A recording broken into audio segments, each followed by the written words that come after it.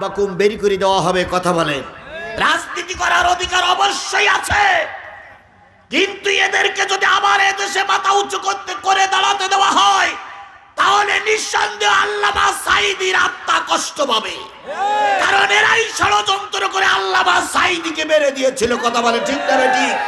এদের ষড়যন্ত্রের কারণে হেফাজতের আলেমরা গুলি খেয়ে মেরেছে, এদের ষড়যন্ত্রের কারণে বিডিআর হত্যা হয়েছে, এদের ষড়যন্ত্রের করার কারণে 5ই আগস্ট অগণিত মানুষের জীবন দেওয়া লেগেছে। সেই খুনিরা আমাদের এই শহীদের রক্তের পরে এসে আবার রাজনীতি করবে, বাংলাদেশের একজন জাগতিক মানুষ জেগে থাকা অবস্থায় করতে দেবে না, দেবে না, দেবে না। আপনাদের যদি আসে তাহলে কিছু না করতে পারলে আমার একটু সংবাদ দিয়েন, ব্যবস্থা আমি করব, কারণ ওর পরে আমার বেশি রাগ। যদি বলেন কেন, আমার নামে 20টা মামলা দিয়েছে, এই আওয়ামী লীগ, এই আওয়ামী লীগ, এই আওয়ামী লীগ। আমি 5 দিন আয়না ঘরে ছিলাম এই আওয়ামী লীগের কারণে, 5 দিন রিমান্ডে ছিলাম এই আওয়ামী লীগের কারণে, 5 দিনের ভিতরে আমার মোটর চোখ খুলিনি এই আওয়ামী লীগ। সুতরাং এদেরকে এত সহজে জাতি ক্ষমা করবে না। খালেদা জিয়ার বাসার কারেন্টের লাইন কেটে দিয়েছিল কারা? এই আওয়ামী লীগ। খালেদা জিয়াকে গৃহবন্দী করে রেখেছিল কারা? এই আওয়ামী লীগ। তারেক জিয়াকে মেরে পঙ্গু করে এদেশ থেকে বাইরে বের করে দিয়েছিল, এখনো ফিরতে পারেনি, তার জন্য দায়ী এই আওয়ামী লীগ। সুতরাং এদেরকে ক্ষমা করে দিলে মৃত্যুবরণকারীরা কষ্ট পাবে। কান্নাহুম বুনিয়ানুম মারসুস, এমন শীষে ডালা পাহাড়ের মতন দাঁড়িয়ে যাবে। আওয়ামী লীগ কেন, ভারত কেন, গোটা দেশের সব যদি তোমাদের বিরুদ্ধে লড়াই করতে আসে, তোমরা ময়দান ছেড়ে দেবা না, কারণ তোমরা এই দেশের নাগরিক। তোমাদের বুকের পথ দিয়ে বুলডোজার চলে যাবে, তবু ময়দান ছেড়ে দেবা না, এটাই হলো আল্লাহর বিধান। ছাত্ররা যখন রাস্তায় নামলো, বুড়োরা যখন পারল না, বুড়ো বিএনপি যখন পারল না, বুড়ো জামাত যখন পারল না, ছাত্ররা রাস্তায় নামলো, প্রাইমারি, হাই স্কুল, কলেজ, মাদ্রাসা, ভার্সিটি, তারপরে কি নারী পুরুষ, রিক্সাওয়ালা, ভ্যানওয়ালা যখন রাস্তায় নামলো, ওরা গুলি চালালো। একটা লাশ পড়লে 4টা দাঁড়ায়, 2টা লাশ পড়লে 8টা দাঁড়ায়, 3টা লাশ পড়লে 12টা দাঁড়ায়।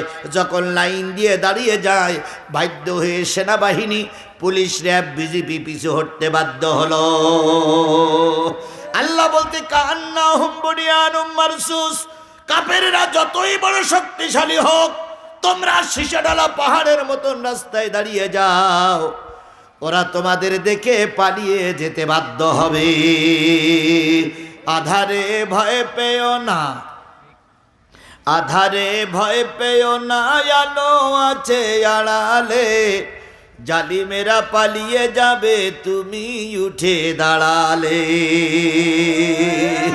আধারে ভয় পেও না, আধারে ভয় পেও না, আলো আছে আড়ালে, জালিমেরা চলে যাবে তুমি রাস্তায় দাঁড়ালে। এই সূরাটার নাম কি বললাম? সব শব্দের অর্থ আছে সারিবদ্ধ। এই সূরাটা নাজিল হলো অহুদের যুদ্ধের পর। বিশেষ করে এই 14টা আয়াতের ভিতর থেকে আমি আপনাদের সামনে পড়েছি 10, 11, 12, তাহলে কয়টা আয়াত? 3টা আয়াত। 3টা আয়াত যখন নাজিল হলো, আল্লাহর নবী তখন সবেমাত্র মদিনার একটা ছোট্ট রাষ্ট্র গঠন করেছেন। সেই রাষ্ট্রের লোক সংখ্যা খুবই কম, সেই রাষ্ট্রের পরিধি ব্যাসার্ধ খুবই কম, সেই রাষ্ট্রের লোক সংখ্যা কম, সেই রাষ্ট্রটা ছোট রাষ্ট্র। সেই ছোট রাষ্ট্রের প্রধান হলেন, রাষ্ট্রপতি হলেন, সেই রাষ্ট্রের প্রধান হলেন আল্লাহর নবী মুহাম্মদুর রাসূলুল্লাহ সাল্লাল্লাহু আলাইহি ওয়াসাল্লাম। চৌগাছার মুসলমানেরা, নবী রাষ্ট্রের প্রধান, নবী রাষ্ট্রপতি, কাজটা কি ঠিক? বুঝে শুনে বললেন, কাজটা কি ঠিক? আবারও বলেন, কাজটা কি ঠিক? নবী দেশের রাষ্ট্রপতি হবে, নবী দেশের নায়ক হবে, নবী দেশের প্রধান হবে, কাজটা যদি ঠিক হয় তাহলে নবীর উত্তরসূরিরা তো আলেম, তাই তো নাকি? এই আলেমরা নবীর উত্তরসূরি নয়? নবীর পরে নাজিল হয়েছিল কি?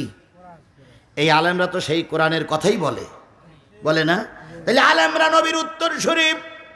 তাহলে নবী যে কোরআন দিয়ে রাষ্ট্র সরকার গঠন করলেন, আলেমরা যদি ওই কোরআনের রাজ কায়েম করার জন্য ময়দানে নামে, তোমরা বাধা দাও কেন? বাধা দেওয়াল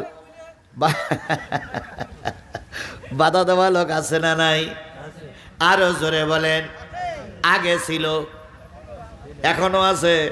হায় রে আল্লাহ, যতই আপনি ওয়াজ করেন না কেন, কিয়ামত পর্যন্ত ওই ফাসিক, ওই কাফের, ওই মুনাফিক থাকবে। তাহলে নবী ক্ষমতায় বসবে, নবী রাজা হবে, এই কাজ সহ্য করতে পারত না কাফেরেরা, মুনাফিকেরা। আজকেও যারা নবীর উত্তরসূরিরা দেশ গঠন করবে, সরকার গঠন করবে, এটা যারা সহ্য করতে পারছে না, ধরে নিতে পারি এরাও হয় কাফের, নাই মুনাফিক। যদি বলেন হুজুর এদের মাথায় তো টুপি আছে, ওরে আবু জেহেলেরও মাথায় টুপি থাকতো। যদি বলেন হুজুর এদের মুখে তো দাড়ি আছে, আবু জেহেলেরও দাড়ি কম লম্বা ছিল না। যদি মনে করেন হুজুরের হাই সাহেব, ওরে আবু জেহেলও ছিল হাজি সাহেব। হাজি সাহেব হলে হবে না, টুপিওয়ালা হলে হবে না, পাগড়িওয়ালা হলে হবে না। সত্য হচ্ছে কোরআন মেনে নিতে হবে। কোরআন যারা মেনে নেবে না, কোরআনের বিরোধিতা যারা করবে, বুঝতে হবে ওরা ওই দলের মানুষ। আমার ভাইয়েরা, আল্লাহর নবী যখন মদিনার প্রেসিডেন্ট, তখন এই সূরা নাজিল হলো। বিশেষ করে উহুদের যুদ্ধের পর আল্লাহর নবী উহুদের যুদ্ধে চরমভাবে মার খাইলেন। বলুন তো, বদরের যুদ্ধে মুসলমানদের সংখ্যা ছিল কত? 313 জন। 313 জন, 313 জন মুসলমান নিয়ে ময়দানে নামলেন। রসুল জিতে গেল না হেরে গেল? আর একটু জোরে বলেন, জিতে গেছে না হেরে গেছে? 313 জন মধ্যে মুজাহিদ এক লাইনে, আর গোটা বিশ্বের নাম করা বাছাই করা বড় বড় কাফের গুলো এক লাইনে। কিন্তু আল্লাহ রসুলকে আল্লাহ বিজয়ের মালা পরিয়ে ঘরে তুলেছেন, কারণ 313 জন লোকের ভিতরে ইমানের কোনো ঘাটতি ছিল না। উহুদের যুদ্ধের পরে আয়াত নাজিল হচ্ছে। এবার বলুন তো, উহুদের যুদ্ধে মুসলমানদের সংখ্যা কত? এটা তো বদর। উহুদের যুদ্ধে মুসলমানদের সংখ্যা কত? সবাই মিলে বলেন। 1000। কাফেরেরা কত? ইন্না লিল্লাহি ওয়া ইন্না ইলাইহি রাজিউন।